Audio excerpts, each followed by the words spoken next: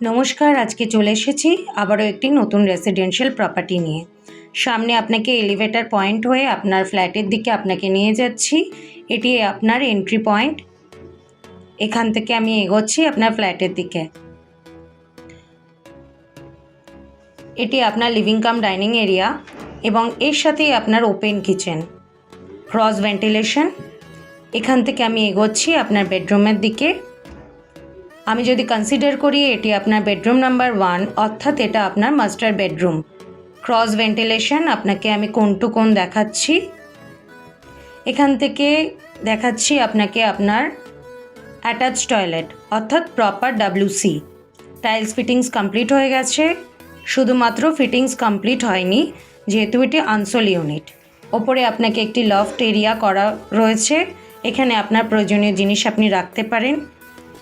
এই উইন্ডো থেকে দেখুন, এটি আপনার সাউথ ফেসিং উইন্ডো। তো সাউথ ফেসিং উইন্ডো হওয়াতে আপনার ফ্ল্যাটে আপনি পর্যাপ্ত পরিমাণে আলো এবং বাতাস পাবেন।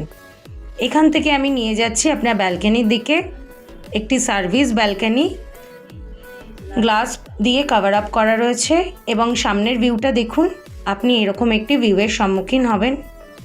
এখান থেকে আমি এগোচ্ছি আপনার কমন টয়লেটের দিকে। যথেষ্ট বড় সাইজের একটি টয়লেট আপনাকে প্রোভাইড করেছে, সাথে দেখুন ডেভেলপার আপনাকে ফল সিলিংও করিয়ে দিচ্ছেন।